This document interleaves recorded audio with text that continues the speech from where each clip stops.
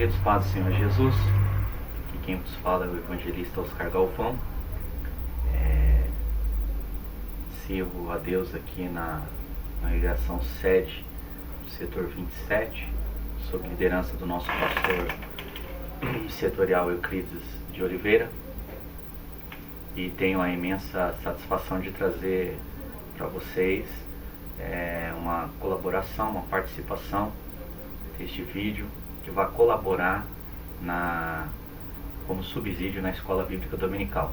Lição essa que está em trânsito, que vai ser a lição 11, a ser ministrada dia 16 de junho de 2019, próximo domingo. E o tema é o sacerdócio de Cristo e o Levítico. Iremos comparar e mostrar alguns versículos que vão mostrar a diferença entre um sacerdócio e o outro.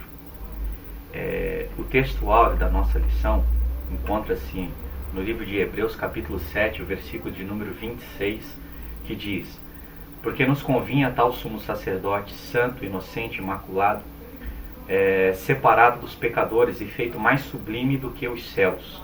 Hebreus capítulo 7, versículo de número 26. A verdade prática diz assim: nosso grande e único sacerdote é Jesus Cristo. Ele intercede eficazmente em nosso favor diante do Pai. Tá?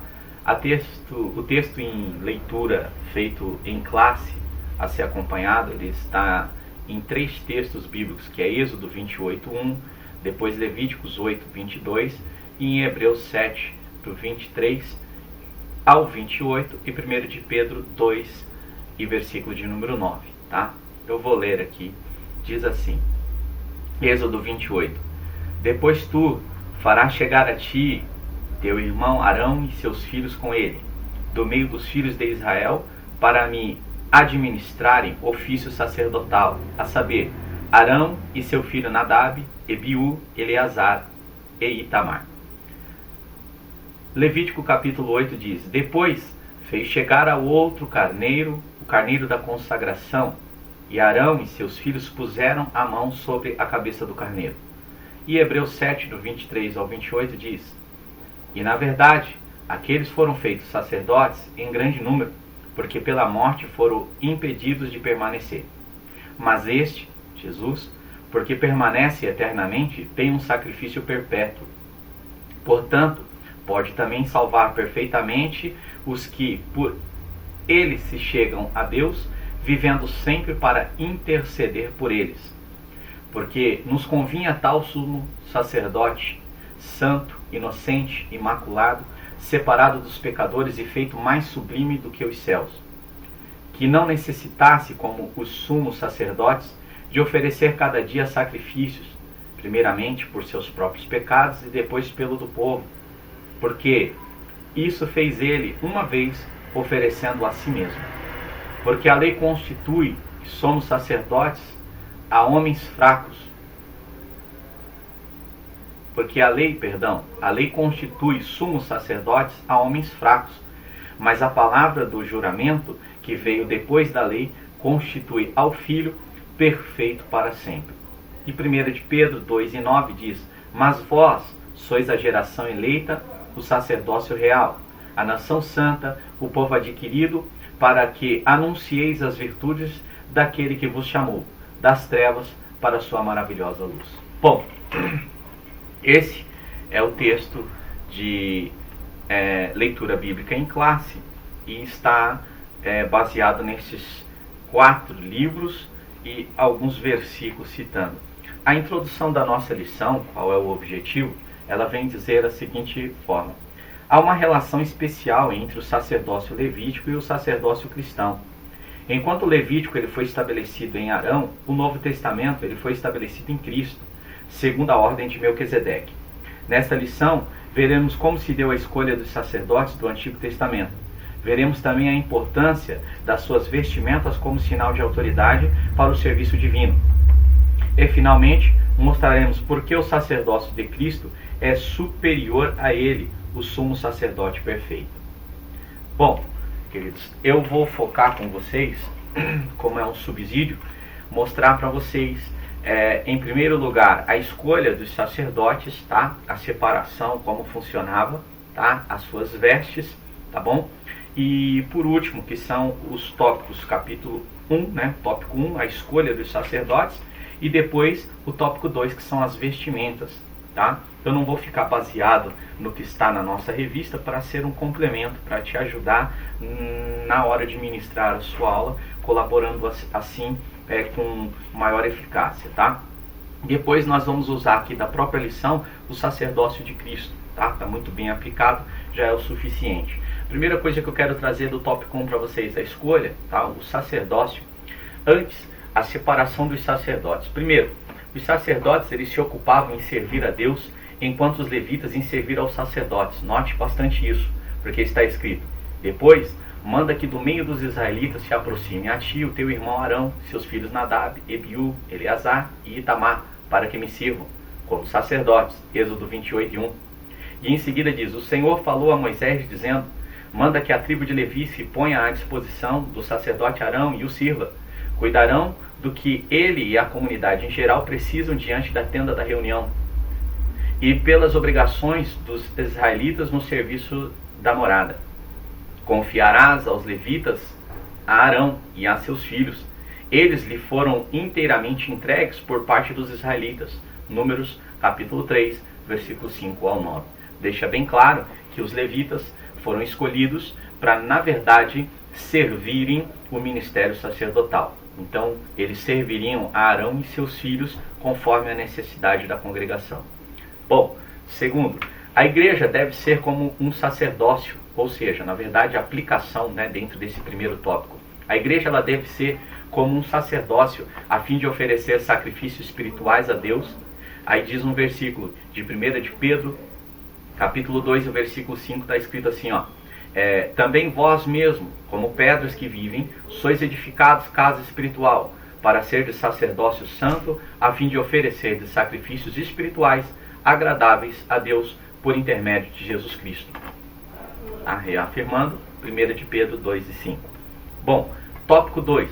Os sacerdotes eles precisavam ser parentes do sumo sacerdote e vestirem-se formosamente, conforme as ordenanças de Deus, e não era de qualquer forma. Diz Hebreus capítulo 2 e 11, pois tanto o que santifica como os que são santificados, todos vêm de um só. Por isso é que ele não se envergonha de lhe chamar irmãos.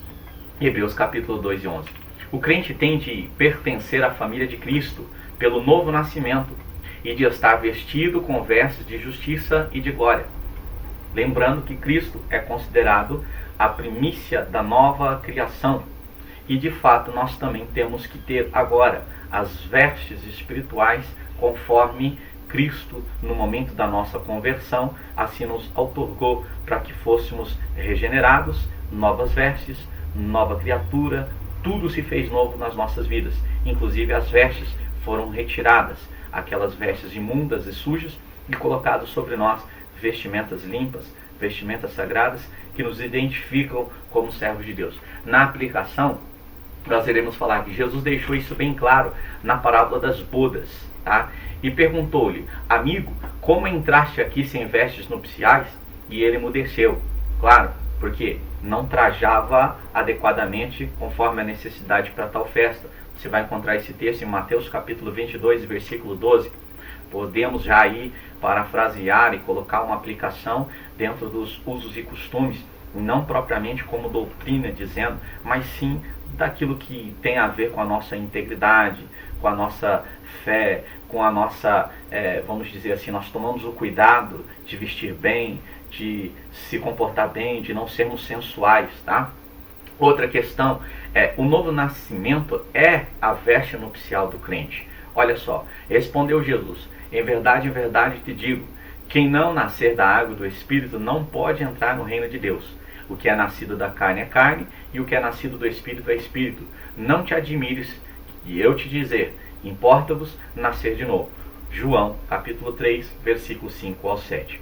Então, há uma necessidade de haver uma mudança em nossas vidas, mudança no nosso comportamento, mudança no nosso caráter. Essa vestimenta vem falar propriamente daquilo que Deus transformou em nossas vidas, de antes tínhamos um linguajar e hoje temos outro. Antes andávamos com uma postura, hoje a nossa postura é diferente. Tudo isso leva em conta a uma nova geração, uma criação. Nós somos nova criatura, tá? Por isso que o apóstolo Paulo fala que as coisas velhas se passaram, tudo se fez novo. Bom, essa é uma das aplicações, está em João 3, do 5 ao 7. A mesma lição nós aprendemos na parábola do filho pródigo. Lembra lá, né, de Lucas capítulo 15? Está escrito lá, fala assim, onde o pai, ele provê primeiramente o melhor vestido para aquele que se arrependera e voltara ao lar paterno. Se você notar, foi-lhe dado vestes novas, calçados novos e uma anel sobre o seu dedo, da alegria do pai em receber o seu filho, aquele que antes estava perdido e agora fora achado. Com grande alegria, o pai torna a vestir o seu filho. É outra aplicação que nós fazemos concernente às vestimentas, tá certo? Bom, terceiro tópico é que os sacerdotes eram constituídos em favor dos homens nas coisas pertencentes a Deus. Hebreus 5, do 1 ao 3. Os crentes como sacerdotes entram na presença de Deus em favor dos homens, e o sacerdócio universal dos crentes foi uma das doutrinas basilares da reforma protestante. O que mais se comentava e o que mais se debatia era concernente isso, o sacerdócio universal, como exercer diante da presença de Deus, reconhecendo o sumo sacerdote como Cristo, o sacrifício perfeito, que é um dos objetivos da nossa lição, mostrar a comparação entre o sacrifício falho feito pelos levitas, porque eram homens falhos, homens pecadores. A lei nunca deixou de ser perfeita, ela era sim maravilhosa, porém com o pecado lá em Adão, infelizmente o homem não consegue alcançar êxito com a lei, e aí a lei passa a revelar para si uma das que seria as piores coisas, que é a morte, que é infelizmente a perdição eterna, tá? Bom, queridos, com isso agora vamos falar sobre a consagração, como funcionava a consagração de tais sacerdotes, tá? Primeiro, antes da mediação, o sacerdócio, tá? Então, a primeira coisa, Cristo não é sacerdote para o mundo, mas para a igreja, tá?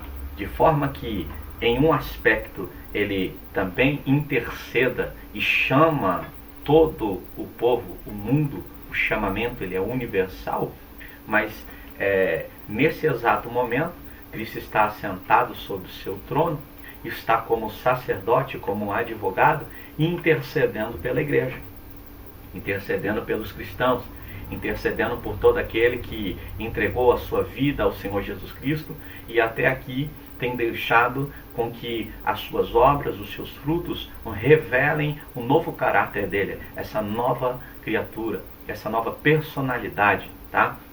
Da qual Cristo fora o primogênito, o primeiro, e nós, pela bondade e misericórdia de Deus, cá estamos sendo dos últimos derradeiros, esses tais também chamados assim de a nova criação em Cristo Jesus, tá? Ainda não alcançamos a perfeição por estarmos nesse corpo, mas alcançaremos no ato da glorificação, no momento instante exato do arrebatamento da igreja e a nossa chegada na Nova Jerusalém.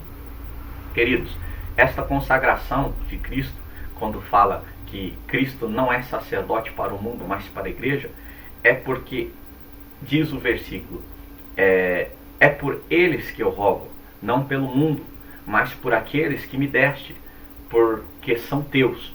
Não rogo somente por estes, mas também por aqueles que vivem a crer em mim, por intermédio da sua palavra.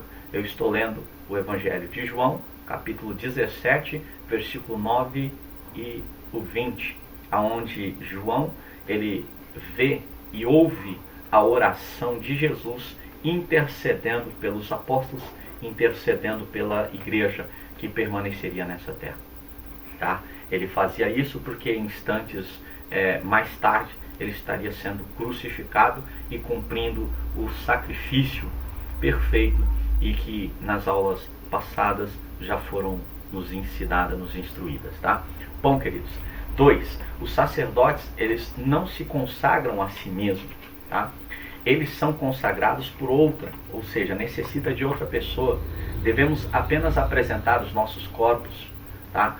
Rogo-vos, pois, irmãos, pela misericórdia de Deus, que apresentei os vossos corpos por sacrifício vivo, santo e agradável a Deus, que é o vosso culto racional. Romanos 12:1.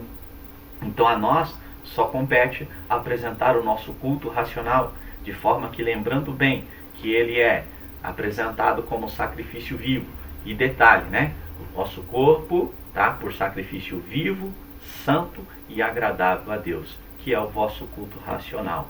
Isso que Paulo chama de culto racional, quando entregamos de inteireza e de coração ao Senhor Jesus.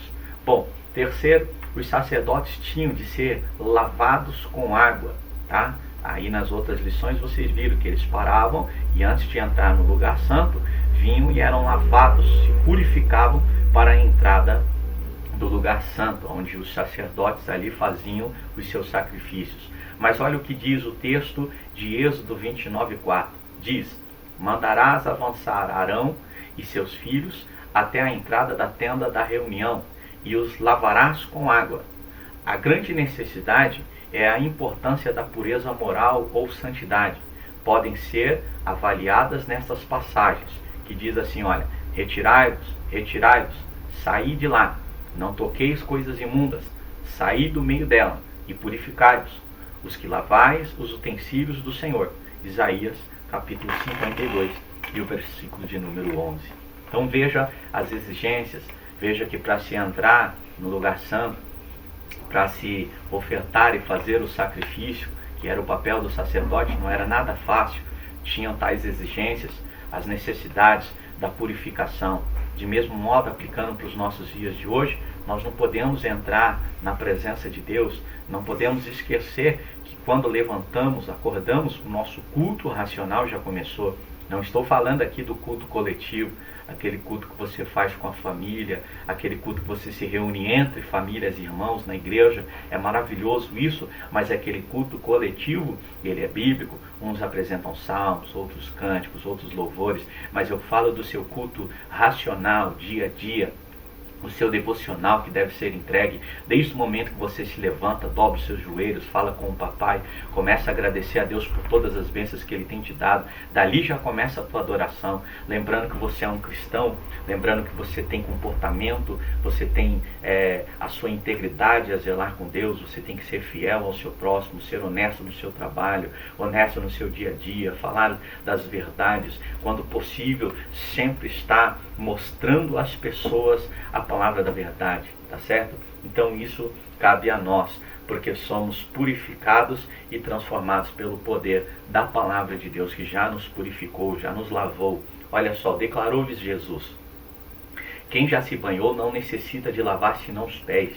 Todo mundo sabe aquele episódio em que Pedro pega e fala: Senhor, como que funciona? Eu deixar o Senhor lavar os meus pés? De forma alguma, pensando estar fazendo isso um grande êxito, uma grande demonstração diante dos discípulos, que talvez alguns já tivessem aceito Jesus lavar os seus pés, e ele pensando com toda a moral: olha, agora eu acertei. E Jesus fala: não, Pedro, se eu não te lavar, tu não tem parte comigo no reino dos céus. Então com isso ele fala aquela palavra: Senhor, não só os pés, lava também a cabeça e a mão. E o Senhor fala: olha, quem já se banhou não necessita de lavar senão os pés, tá? Quanto ao mais, estás limpo, tá? Ora, vós estáis limpos, mas não todos. João capítulo 13, versículo 10. Veja que ele deixou bem claro: vós já estáis limpos, mas nem todos. Por isso, irmãos, que a gente vê, infelizmente, muitas pessoas denegrindo a imagem da igreja, denegrindo a postura da igreja, denegrindo aquilo que nós chamamos de cristão, tá? É o que a Bíblia vem chamar de joio, que infelizmente naquela passagem, naquela parábola do joio e do trigo, o certo Senhor, orientado, quem sabe pelo seu conhecimento, representando Deus, fala: não arranque, porque vindo a arrancar o joio, vai arrancar também da raiz o trigo e vai matar até aquele que é verdadeiro, aquilo que é verídico, aquilo que é original, tá certo? Então, de forma assim, ficou a mensagem daquele Senhor: é mister que isso aconteça. Então, não se espante, dentro da igreja vai haver pessoas sinceras, mas vai haver também pessoas, infelizmente, denegrindo, vai ter pessoas verdadeiras, mas vai ter o hipócrita, vai ter pessoas que adoram a Deus, mas vai ter pessoas que só sabem murmurar, só sabem reclamar, estão na igreja para observar, falar de A, de B, de C, comentar sobre o pastor, isso e aquilo. Bom, não importa. Em suma, nós temos que lembrar de uma coisa, tá? Nós já fomos limpos e limpos pela palavra de Deus. E a palavra de Deus, quando nos lava por inteiro e por completo. Se há algum resquício de sujeira, já podemos perguntar, será que verdadeiramente essa pessoa foi limpa? Bom, deixamos para lá. João 13:10 deixa responder por si. Tendo, pois, ó amados, tais promessas, purifiquemos de toda impureza, tanto da carne como do espírito, aperfeiçoando a nossa santidade no temor de Deus. É o que Paulo escreve na segunda carta aos Coríntios, capítulo 7 e versículo 11. Bastando esse versículo, fica aí a resposta e o que a gente já deve de ter como consciência de cristão que somos e o nosso cumprimento, tá? Bom, a água, ela é símbolo do batismo, tá? Mas devemos lembrar que há 7 tipos de batismo. Para isso, há outro estudo a ser aplicado, tá? Mas, vamos lá. Arão como tipo de Cristo, que podemos aprender isso. Jesus, ele não necessitava de batismo, o batismo de João, tá? Mas sujeitou-se a ele, cumprindo assim toda a Escritura. Por que Jesus se batizou? Ele, João, disse, porém, o dissuadia, dizendo, eu é que careço ser batizado por ti, e tu vens a mim? Jesus responde para ele, deixa por enquanto, porque assim nos convém cumprir toda a justiça. Então ele o admitiu e assim batizou Jesus. Então, amados, Jesus não precisava, tal como o sumo sacerdote, às vezes não precisava, uma vez já purificado, lavado para o ministério, o chamado, ele já estava apto para tal questão. E Jesus nos mostra isso também não necessitava de ser batizado. Mas por que se batizou? Para que se cumprisse as Escrituras e a justiça de Deus e aquilo de que os profetas já antes predeterminavam na palavra de Deus. Bom, mas Jesus, respondendo isso, disse em Mateus 3, do 14 ao 15, deixa por enquanto, porque assim nos convém cumprir toda a justiça. Então, com essas palavras, João admitiu e batiza o nosso Senhor Jesus. Bom, irmãos, os sacerdotes, tá? Como um chavão desses textos que temos lido, os sacerdotes eram constituídos em favor dos homens nas coisas pertencentes a Deus. Tá? Guarda isso no seu coração. Os sacerdotes eram constituídos em favor dos homens nas coisas pertencentes a Deus. Tá? Vamos depois aplicar isso na pessoa de Jesus Cristo. Bom, em 4, Arão foi primeiramente lavado e depois ungido. Olha o que diz, tomarás o óleo da unção e derramando-lhe sobre a cabeça o ungirá. Êxodo 29 e 7, está falando da unção que era feita sobre os sacerdotes. Lembrando que nós estamos aqui no tópico que vem nos trazer a escolha dos sacerdotes. E eu estou trazendo esses assuntos com subsídio. Eu vou deixar depois junto ao nosso superintendente, aos organizadores do canal, todo esse material para caso vocês queiram aplicar na igreja. Né? Queríamos ter colocado slides, preparar tudo isso, não foi possível, tá?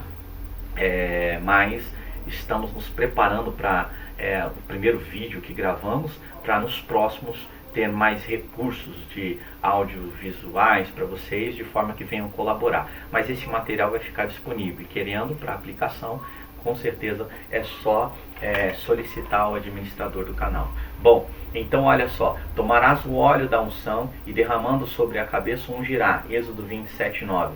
Batizando Jesus, saiu logo da água, e eis que lhes abriram os céus, e viu o Espírito de Deus descendo como uma pomba vindo sobre ele. Ou seja, eu estou colocando aqui um paralelo. Eu estou mostrando que da mesma forma que Arão, antes, como foi falado aqui, de ser lavado, ele foi lavado primeiro e depois ungido, da mesma forma acontece com Jesus. Ele passa pelo batismo, como eu acabei de falar de João, e assim que se levanta, desce aquela forma corpórea de uma pomba, repousa sobre Jesus, representando a unção do céu sagrada. Sabemos que depois, um pouco antes da morte de Jesus, ele passa por uma segunda unção. Esta unção também tem representatividade para o nosso meio. Mas lembre-se que aqui vem a confirmação do céu e da unção que desce sobre a cabeça do nosso Senhor Jesus Cristo. Então está escrito lá, e viu o Espírito de Deus descendo como uma pomba vindo sobre ele. Mateus 3,16. Olha só o que já diz no Salmo 133 com relação à consagração sacerdotal de Arão, que provavelmente no momento em que Arão fora derramado unção sobre a sua cabeça, vem um versículo que diz: ó como é bom e agradável viver unidos os irmãos. Em algumas versões, ó quão bom e quão suave é que os irmãos vivam em união. É como o óleo precioso sobre a cabeça de Arão, a qual desce sobre a barba de Arão. Salmo 133, versículo 1 e 2. Comparado da mesma forma em que o sacerdote primeiramente era lavado e após ungido, da mesma forma segue-se aqui na pessoa de Jesus Cristo, que é lavado, tá? Lembrando que ele é o primogênito da nova criação. Aí você vai entender por que Jesus passa. E ele mesmo diz, olha, para que se cumpra as Escrituras, tá? E que assim venha exercer tudo o que está escrito na palavra de Deus. Bom, com isso, queridos, o Senhor então, Jesus seguindo a sua ordem da consagração dos sacerdotes, foi primeiramente batizado nas águas e depois ungido com o Espírito Santo. Amém?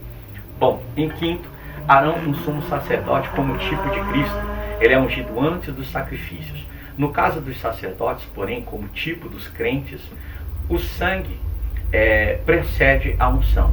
Olha só o que diz: tomarás o óleo da unção e derramando-lhe sobre a cabeça ungirás. Depois mandarás que se aproximem os filhos e os revestirás com as túnicas. Êxodo capítulo 29, versículos 7 a 8. Aí diz: derramou óleo de unção sobre a cabeça de Arão e ungiu para consagrá-lo. Levítico 8 e 12.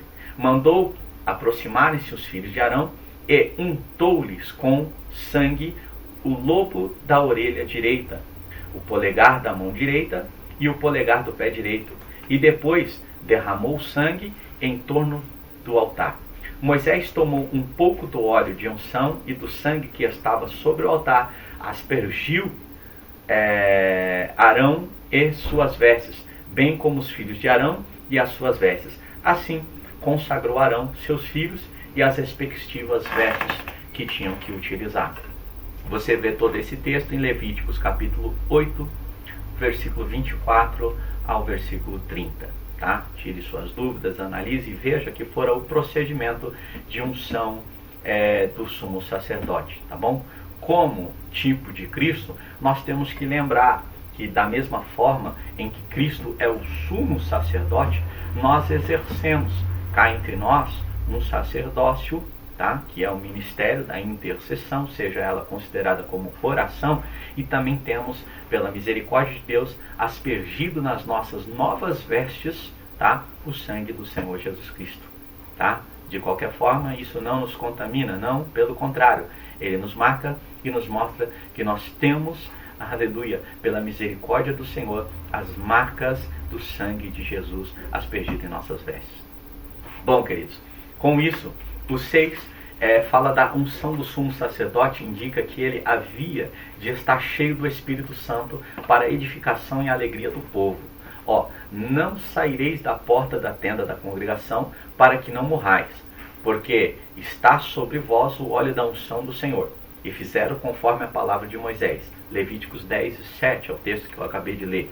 Aí diz: o enviado de Deus fala as palavras dele, porque Deus não dá o Espírito por medida. João capítulo 3, versículo de número 34. São paralelos do que está acontecendo com o sacerdócio levítico e no sacerdócio de Cristo. Tá? Com efeito, nos convinha um sumo sacerdote, assim como este, santo, inculpável, sem mácula, separado dos pecadores e feito mais alto do que os céus. Hebreus 7, 26, um dos nossos versículos textual e da nossa leitura bíblica em classe. Bom, queridos, com isso, um detalhe interessante na congregação do sacerdócio é que o sacerdócio de Jesus é segundo a ordem de Melquisedeque e não segundo a ordem de Arão. Tá? Tem um significado por isso, e no significado está propriamente nos textos que lemos. Tá? Todos esses homens, sacerdócios de Arão, todos eles morreram podendo eles exercer o ofício depois? Não, quando morre, acabou. Novo sacerdote levanta-se e aquele que havia julgado, sacrificado por outras pessoas, já não existe mais. O que em Cristo se torna um sacerdócio perfeito, porque como está escrito aqui, sendo ele assim santo, inculpado, sem mácula e separado dos pecados e feito mais alto do que os céus. Aí, concluído um sumo sacerdote perfeito, alguém que pode estar diante de Deus nos advogando, intercedendo pela igreja, intercedendo pelo povo de Deus, intercedendo pela sua igreja. Com isso, queridos, a gente encerra essa questão, essa parte do sacerdote. Lembrando que, quando se trata de Melquisedeque, é o rei da qual não tinha linhagem, não tem como descrevê-lo, porque da mesma forma não há como descrever. Para entender isso, só João que conseguiu revelar e colocar no Evangelho de João a genealogia de Jesus. Ele começa dizendo: no princípio era o Verbo, e o Verbo era Deus, e todas as coisas foram feitas por ele, e sem ele nada do que há existiria. Ou seja, apontando para Jesus como Verbo, como princípio, a criação, aquele que fez todas as coisas. Tá? Concernente a isso, não há necessidade de apontar linhagem, de apontar descendência. Aqui na terra, para os homens, era necessário. Para os judeus tinha que ser da linhagem de Arão, da tribo de Levi. Porém, Jesus cumpre o que na verdade faltava para esses homens. Está aí, um sacerdócio perfeito e agradável e sem mácula. Queridos, nós tínhamos fotos, não há como mostrar, tá? Mas vai estar no slide, quem quiser. Então, lembre-se dessa palavra. Arão foi primeiramente lavado e depois ungido. Era o que frisava esse tópico. Somente o sacerdócio de Melquisedeque foi constituído com juramento. Tá? O de Arão não tinha juramento. Por quê? O Senhor jurou e não se arrependerá. Tu és sacerdote para sempre, segundo a ordem de Melquisedeque. E visto que não é sem prestar juramento, porque aqueles sem juramento são feitos sacerdotes, mas este com juramento por aquele que lhe disse: o Senhor jurou e não se arrependerá. Tu és sacerdote para sempre. Nós vamos encontrar esses textos no livro do Salmo 110, verso de número 4, e o livro de Hebreus, capítulo 7, versículo 20 e 21. São paralelos, são textos que mostram que o que houve de necessidade no sacrifício levítico e o que também houve como necessidade e cumprimento na pessoa de Jesus Cristo. Tá? Que isso vos sirva como subsídio. Tínhamos aqui uma foto de um sacerdote sendo consagrado, sendo ungido, né? O que às vezes fica um pouco complicado a gente, por falta de recursos, mostrar. Mas quem depois adquirir esse PowerPoint, esses slides, vai poder mostrar isso nas salas e expor para os seus alunos, tá bom? Será o mesmo conteúdo que eu vou estar ministrando na aula de domingo que vem. Vou utilizar esse recurso em sala de aula e quem sabe daqui para lá até mais, tá bom? Nosso papel como professor é pesquisar, é estudar, é ir a fundo, é não ficar somente esperando que já vem de mão beijada, homens de Deus que nos prepararam. Inclusive o terceiro tópico aqui eu vou até utilizar o que os comentaristas aqui nos deixaram, porque são homens de Deus, mas para implementar é que vos trago este assunto. Bom, queridos, agora vamos falar do segundo propósito, porque o segundo propósito, no tópico de número 2, ele vem falar a respeito do quê? Fala sobre vestimenta sacerdotal para o serviço. Havia uma necessidade também. Na nossa lição vai falar sobre a simbologia do vestimento, a túnica chamada éfode, tá? O urim e o tumim, que seriam isso, tá? Há poucas citações a respeito desse assunto. Eu vou ler aqui para vocês o nosso artigo. Fala assim, ó: o propósito, a unção dos sacerdotes, unja-os como você ungiu o pai deles, para que me sirvam como sacerdotes. A unção deles será para um sacerdócio perfeito, geração após geração. Êxodo 40, versículo 15. Enquanto a fé te leva ao chão do chamado, a unção te dá a identidade do chamado. Quem exerce o sacerdócio reina no mundo espiritual. A unção sacerdotal nos constitui numa nova identidade como filhos de Deus. Aí vai um versículo que é Apocalipse, capítulo 5 e 10. Tu os constituíste reino e sacerdotes para o nosso Deus, e eles reinarão sobre a terra. Depois, como final, eu vou dizer, o sumo sacerdote, como tipo de Cristo, foi ungido antes dos sacrifícios. Bom, queridos, tendo isso, o tópico 2 vai falar sobre as vestes sacerdotais. E eu deixo aqui, conforme a lição nos sugere, uma pergunta para vocês. Você já tem consciência do seu chamado? Você já orou para saber qual o teu chamado? Qual a tua vocação? Né? Para que você foi constituído? Tá? Será que você já tem essa certeza do que Deus quer fazer na tua vida? Pense, reflita sobre isso, tá? Busque a Deus entender qual o chamado, qual o propósito dele na sua vida.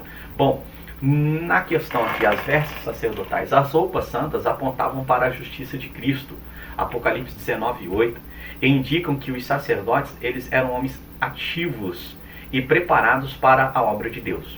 Veja, em primeiro lugar, vamos falar sobre a túnica.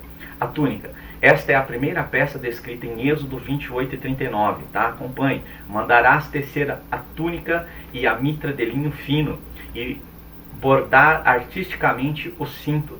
A túnica de linho fino era uma peça interior, representando o Evangelho, que não pode ser partido ou fragmentado.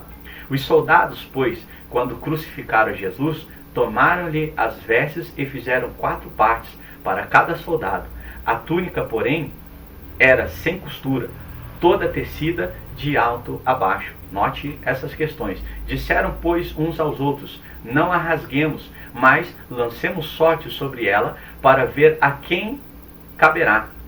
Para se cumprir o que as Escrituras tinham dito antes, quando falava, repartiram entre si as minhas vestes, e sobre a minha túnica lançaram sortes. Assim, pois, o fizeram os soldados. Você vai encontrar isso em João, capítulo 19, 23 e 24. Ou seja, até nisso há um paralelo, há algo que mostra que Jesus também tinha as suas vestes, e que no momento da sua crucificação lhe deram essas vestes talares, tá? Essas vestes que chamaram a atenção dos soldados para tentarem dividi-las e quererem obtê-las, o que na verdade nada mais, nada menos era do que cumprimento das Escrituras. Bom, a segunda peça, além da túnica, era a sobrepeles, ou era considerado como o éfode, tá? Farás o manto de éfode todo de púrpura violácea. Terá no meio uma cobertura para a cabeça, e esta cobertura terá em toda a volta uma barra reforçada. Toda a orla do colete com que não se rasgue.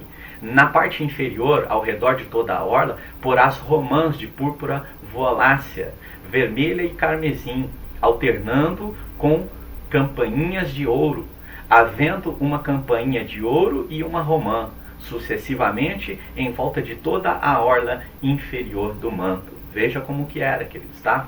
Arão o vestirá para exercer o ministério, e será ouvido quando entrar e sair do santuário, ou seja, cada movimento que ele fazia, o pessoal escutava que estava em movimento, sem morrer na presença do Senhor, tá? Êxodo 28, do 31 ao 35. O manto do éfode, ou sobrepeles, como chamamos, perdão, deixa eu só tirar aqui, esse manto, né, ou como chamamos de sobrepeles, era uma peça curta, feita em azul, possuía uma abertura para a cabeça, onde conseguiam colocar, e era bordada com romãs em azul, púrpura e carmesim. Havia também campainhas de ouro, entre outras romãs e outra. Os frutos só podem surgir de uma vida redimida, ou seja, o símbolo do carmesim, o sangue, né? E santificada é o fundo branco, tá? É o que representa o vermelho, o carmesim, o sangue de Jesus, e o fundo branco, a santificação em nossas vidas, tá? E glorificada, a púrpura, tá? E assentada nos lugares celestiais, que é o que representa o azul. Estas cores correspondem ao estado do crente, conforme Efésios capítulo 2, versículos 5 e 6. E estando nós mortos em nossos delitos, nos deu vida juntamente com Cristo. Pela graça sois salvos, e juntamente com Ele nos ressuscitou e nos fez sentar nos lugares celestiais em Cristo Jesus. Glória a Deus por isso, né?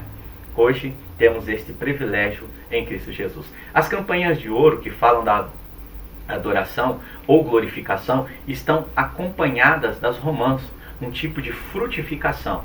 O verdadeiro louvor e a verdadeira adoração só acontecem se tornam efetivos quando há frutificação. Então, queridos, deixa haver frutificação na tua vida. Deixa o Espírito Santo produzir frutos na tua vida, que aí haverá uma verdadeira adoração, um verdadeiro louvor, uma verdadeira gratidão. Veja que até nas vestes nós encontramos analogias, simbologias para o que vem realmente simbolizar nos dias de hoje a nossa adoração, a nossa gratidão e aquilo que temos. Bom, terceira era a estola, tá? Também conhecida por éfode. A estola sacerdotal está descrita em Êxodo 28, do 6 ao 12. O éfode será feito de ouro, de púrpura violácea, vermelha e carmesim, e de unho fino, tá? Torcido, artisticamente entretecidos. Terá 2 ombreiras pregadas nas 2 extremidades e assim será prendido. O cinto que está por cima do éfode será do mesmo tecido, de ouro, de púrpura violácea, vermelha e carmesim, e de linho fino torcido. Bom, tomarás 2 pedras de ônix e gravarás os nomes das tribos israelitas, 6 nomes em uma pedra e o restante das 6 na outra pedra, por ordem de nascimento. Nas 2 pedras gravarás os nomes das tribos de Israel, assim como trabalha o lapidador, gravando sinetes, e as embutirás em engartes de ouro. Depois inserirás as 2 pedras nas ombreiras do éfode como recordação para os israelitas. Deste modo, levará Arão os seus nomes sobre os 2 ombros na presença do Senhor, como recordação. Esta peça dividia-se em 2 partes, frente e costas, unidas por 2 pedras de ônix, com os nomes das 12 tribos que Arão levava diante do Senhor. Sobre seus ombros, Jesus suporta com o seu poder todo o seu povo. Tá? Notem também as cores desta peça, o ouro e o azul e o carmesim, que falam dos aspectos do caráter de Jesus.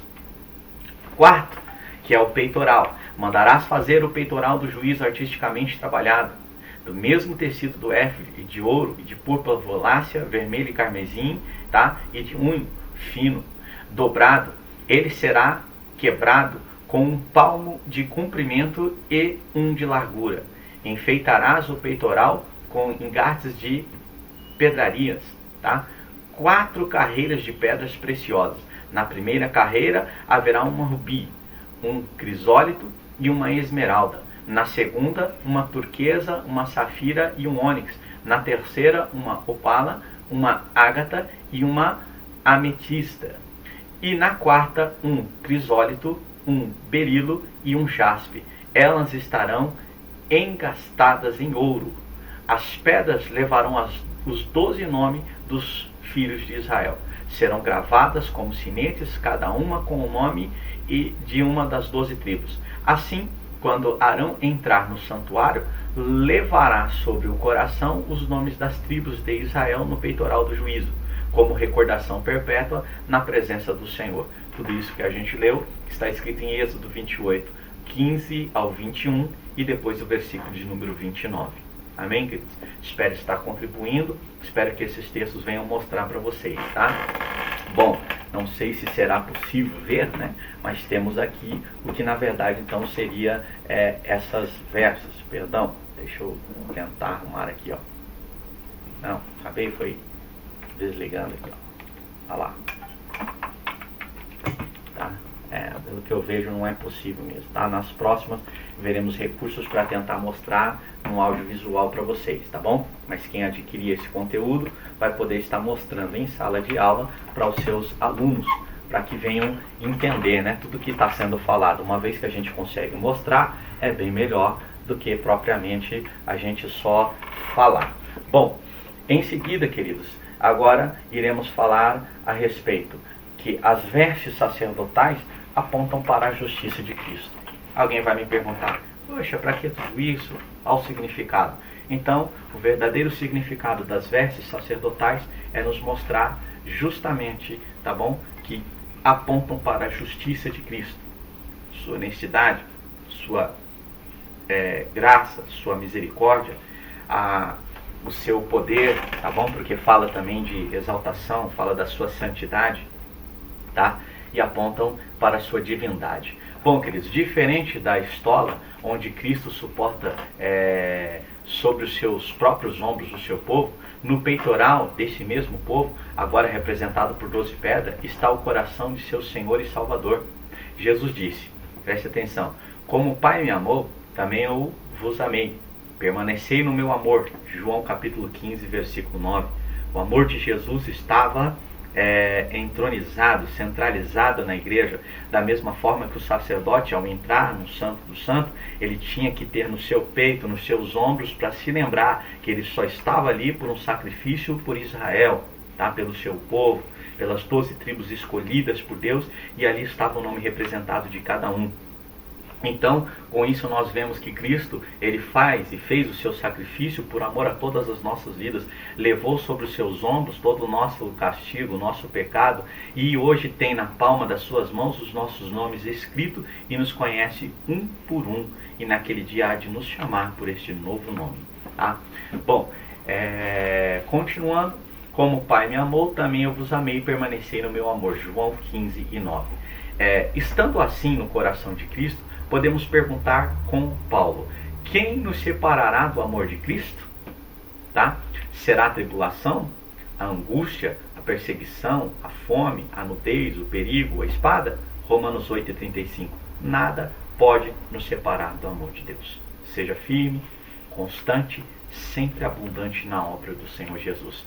A excelência peculiar de uma pedra preciosa consiste no fato de que quanto mais intensa é a sua luz sobre ela, incide tanto maior o seu brilho esplendente. A luz, ela nunca pode escurecer. Uma pedra preciosa apenas aumenta e desenvolve o seu brilho. As 12 tribos, tanto uma como outra, a maior como a menor, eram levadas continuamente à presença do Senhor sobre o peito e os ombros de Arão. Tá? Eram todas e cada uma em particular, mantidas na presença divina em todo este esplendor, perfeito de formosura, tá? Inalterável, que era propósito da posição em que a graça perfeita do Deus de Israel as havia colocado. O povo era representado diante de Deus pelo sumo sacerdote. Quaisquer que fossem as suas riquezas, os seus erros, suas fraquezas, os seus erros ou faltas, os seus nomes resplandeciam sobre o peitoral com imarcessível esplendor. Quão animador é para os filhos de Deus, que são provados, tentados, reduzidos e humilhados, pensar que Deus os vê sobre o coração de Jesus. Já pensou nessa alegria? Quando Deus te vê você no coração de Jesus, vê que Ele carregou e suportou as suas dores nos ombros e que hoje você está no seu coração e os seus nomes estão escritos na palma de suas mãos. Bom, não há preço, não há nem o que dizer, tá? Então, dentro disso vai valer a pena cada humilhação, cada prova, tá? Cada momento difícil. Perante os seus olhos, eles brilham sempre em todo o fulgor de Cristo, revestidos de toda a graça divina, que até no olhar dele deve ser mostrado ao Pai amor pelas nossas vidas. O mundo não pode vê-lo assim, mas Deus vê-os desta maneira. E nisto está toda a diferença. Os homens, ao considerarem os filhos de Deus, veem apenas as suas imperfeições e defeitos, porque são incapazes de ver qualquer coisa mais, de sorte que o seu juízo é sempre falso e parcial. Não podem ver as joias brilhantes com os nomes dos remidos gravados pela mão do amor imutável de Deus, tá? Isso a gente vai ler mais para frente. No peitoral do juízo porás o Urim e o Tumim. Estarão sobre o coração de Arão quando se apresentar ao Senhor, e assim levará constantemente sobre o coração na presença do Senhor o julgamento dos israelitas. Êxodo capítulo 28, versículo de número 30. Que linda figura! Jesus leva o nosso julgamento sobre o coração diante do Senhor, tá? Ouçamos mais ainda o que diz Macdosh. Aprendemos em várias passagens das Escrituras que o Urim estava relacionado com a comunicação da mente de Deus quanto às diferentes questões que se levantavam nos pormenores da história de Israel. Assim, por exemplo, na nomeação de Josué, lemos: e se porá perante Eleazar, o sacerdote, a qual por ele consultará, segundo o juízo de Urim, perante o Senhor. Números 27 e 21. Das poucas vezes que nós vemos que foram usados o Urim e o Tumim, duas pedras, tá? Da qual, ao observarem, ao quererem uma resposta, em uma posição escura, uma dizia sim, na outra, clara, dizia não, ou vice-versa, era o significado que tinham. Olha só o que diz. E de Levi disse: teu Tumim e teu Urim, as tuas perfeições e luzes, são para o teu amado. Ensinaram os teus juízos a Jacó e a tua lei a Israel. Estou lendo Deuteronômio 33, versículo 8 ao 10. Tá? E perguntou Saul ao Senhor, porém o Senhor não lhe respondeu. É outra questão que faz uso do Tumim e do Urim. E aqui Deus não responde. Veja, é claro, Saul já estava sendo rejeitado pelo Senhor. E por não ter, consultou os profetas, consultou a palavra, Deus não falou com ele. Ele também pensava que Deus poderia falar através do Urim e do Tumim, dessas duas pedras, e dessa forma Deus também não falou. Então está escrito lá, ó, e perguntou Saul ao Senhor, porém o Senhor não lhe respondeu, nem por sonhos, nem por Urim, nem por profetas. Tá? 1 de Samuel 28 e 6. Tá? E o Tirsata lhes disse que não comessem das coisas sagradas, até que houvesse sacerdote com Urim e o Tumim. Você vai ver também em Esdras capítulo 2 e 6. Vemos assim que o sumo sacerdote não só levava o juízo da congregação perante o Senhor, como comunicava também o juízo do Senhor à congregação, solenes, importantes e preciosas funções. E o que temos com perfeição divina no nosso grande sumo sacerdote, em Cristo Jesus, que penetrou nos céus, Hebreus 4 e 14, leva continuamente o juízo do seu povo sobre o coração, e por intermédio do Espírito Santo, comunica o conselho de Deus a respeito dos pormenores mais insignificantes da nossa vida diária. Está intercedendo, está rogando ao Pai em nosso favor. Não temos necessidade de sonhos ou visões. Se andarmos em Espírito, desfrutaremos toda a certeza que pode conceder o perfeito Urim sobre o coração do nosso sumo sacerdote. Tá? Há uma citação, né, de algumas páginas de alguns livros aqui, mas depois, por fim, eu vou mostrar de onde retiramos esses assuntos, tá bom? 5. Fala do cinto. Essas eram as pedrarias, né, utilizadas. E o cinto, que está por cima do éfode, será do mesmo tecido, de ouro, de púrpura, violácea, vermelha e carmesim, e de linho fino torcido. O peitoral se unirá por suas argolas às do éfode com um cordão de púrpura, violácea, para que o peitoral fique por cima do cinto do éfode e não lhe desprenda do éfode. Êxodo 28, do 8 ao 28. Por isso, cingindo o vosso entendimento, sede sóbrios e esperar inteiramente na graça que vos está sendo trazida na revelação de Jesus Cristo. 1 de Pedro 1 e 13. Tá? O cinto é um tipo da verdade, como escreveu Paulo. Estais, pois, firmes, cingindo-vos a verdade, vestindo-vos a couraça da justiça. Efésios capítulo 6 e 14, que todos conhecem. A verdade confere instabilidade ao caráter, unindo todas as virtudes. Por ser muito largo e longo, moderava o movimento do sacerdote, que hoje os lutadores de luta livre são obrigados, né, principalmente que pegam peso, são obrigados a colocar por causa da coluna. Então, já limitava, moderava o movimento do sacerdote. A palavra de Deus, ela impõe disciplina, prudência e modifica a nossa maneira de andar e de viver, educando-nos para que, renegadas a impiedade e as paixões mundanas, vivamos no presente século sensata, justa e piedosamente, aguardando a bendita esperança e a manifestação da glória do nosso grande Deus e Salvador Jesus Cristo. Acabei de ler Tito, capítulo 2, versículo 12 e 13. Amém? As três palavras do texto citado indicam que o crente tem de viver a sua vida de maneira sensata, justa e piedosamente. Né? São as três principais fases da corrida cristã. Sensata é a vida vivida de bem com nós mesmos. A vida justa é aquela que é vivida bem com o nosso próximo. E a vida piedosa é aquela vivida de bem com Deus.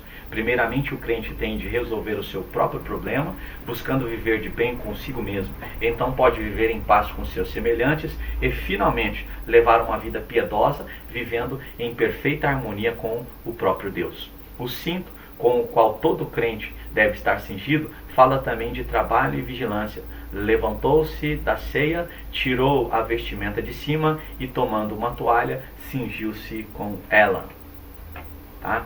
São textos que a gente pode parafrasear, né? E fazer a aplicação aqui. Tá? Jesus, dessa feita como servo, cinge-se com uma toalha e vai lavar os pés de todos os discípulos. Depois deitou água na bacia e passou a lavar os pés de seus discípulos e a enxugar-lhes com a toalha com que estava cingido.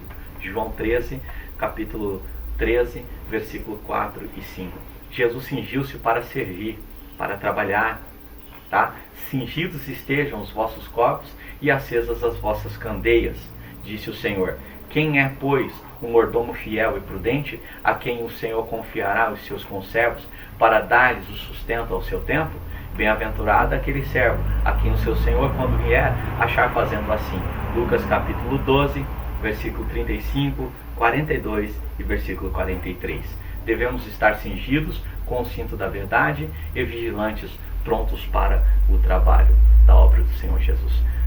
Amados, 6 fala da mitra. Era um turbante de linho fino, apropriado para cobrir a cabeça do sumo sacerdote, que tinha na parte dianteira uma placa de ouro com a inscrição Santidade ao Senhor. Em outras lições já fora falado muito bem a respeito disso. Farás, principalmente na bacia de pia, que quando ele abaixava dentro da sua mitra, era refletido essa frase, Santidade ao Senhor. Farás também uma lâmina de ouro puro, nela gravarás a madeira de gravura de sinetes. Santidade ao Senhor gravará, atalazás com o cordão de estofo azul de madeira que esteja na mitra. Bem na frente da mitra estará, e estará sobre a testa de Arão, para que Arão leve a iniquidade concernente às coisas santas, que os filhos de Israel consagrem em todas as ofertas de suas coisas santas. Sempre estará sobre a testa de Arão, para que eles sejam aceitos perante o Senhor. Eu li Êxodo capítulo 28, versículo 36 ao 38. E estamos caminhando para o final. O apóstolo Paulo tem em mente a mitra quando escreve: tomai também o capacete da salvação, Efésios 6 e 17. A placa de ouro com as palavras Santidade ao Senhor mostra que sem a santificação ninguém verá o Senhor, Hebreus 12 e 14. E os calções de linhos que eles utilizavam, a parte de baixo, cobriam dos lombos às coxas e indicavam que todo o serviço devia ser espontâneo. Faz-lhes também calções de linho para cobrirem a pele nua e irão da cintura às coxas, Êxodo 28 e 42. Tá? Tiaras de unho lhes estarão sobre as cabeças e calções de unho sobre as coxas. Não se cingirão a ponto de lhes vir suor. Ezequiel 44, versículo de número 18. Bom, queridos, com isso a gente encerra e eu não vou mostrar, né, mas temos aqui uma figura que tem todos os utensílios dessa veste sacerdotal, mostrando a mitra, tá? A frase Santidade ao Senhor, a pedra de ônix, o éfode, o peitoral, o tumim, o urim, cinturão, a túnica azul e a túnica branca, tá? Que é importante que talvez vocês possam mostrar para os seus alunos durante a aula. É claro que tudo isso tem que ser resumido. Isso nós temos que saber e na hora fazer uma aplicação e mostrar, quem sabe a figura, alguns pontos principais, tá? Mas tudo isso é uma esperança que esteja colaborando para o seu conhecimento e a graça do Senhor Jesus. Amém, queridos? Sendo assim, santos, são os tópicos, tá? Porque o tópico de número 3, o sacerdócio de Cristo, o próprio comentarista já nos diz: a origem do sacrifício sacerdotal remonta a Melquisedeque, rei de Salém, Hebreus 7 e 1, e posteriormente a Arão, da família de Levi, Êxodo 29 e 30. No Antigo Testamento, a função sacerdotal ela restringia-se à tribo levita. Já no Novo Testamento, o Senhor Jesus no Calvário ergue-se como sumo sacerdote da ordem de Melquisedeque, superior à ordem de Arão. tá? Ou seja, não há nem comparação diante de tudo que falamos, pela falha dos homens, pelo pecado, tá? Por não terem aquilo que a gente chama de imortalidade, né? São mortais, então é perecível, então não se compara ao de Cristo, que morreu sim, mas no terceiro dia ressuscitou e está à destra de Deus, sendo para nós sacerdote, rei dos reis, Senhor dos senhores, e ainda, além do mais, não podemos esquecer que tipificou e foi na verdade o sacrifício, o cordeiro pascal que derramou seu sangue, cumprindo esse sacrifício perfeito pelas nossas vidas, tá? Aqui vai falar que um novo e perfeito sacerdócio, tá? O autor da Epístola aos Hebreus escreveu: porque mudando-se o sacerdócio, necessariamente se faz também mudança da lei, tá? E por último, queridos, a conclusão eu vou ler aqui: quem recebe a Cristo como Salvador e Senhor, nova criatura é. E eis que tudo se fez novo, 2 Coríntios 5,17. Andemos em novidade de vida para a glória de Deus. Ele é o nosso perfeito sumo sacerdote. Amém, queridos?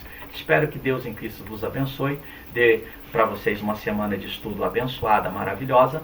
E querendo Deus, quem sabe, uma outra vez estaremos gravando novos vídeos, tentando auxiliá-los nessa escola bíblica dominical. É sempre um prazer. Deus em Cristo vos abençoe. Abraço.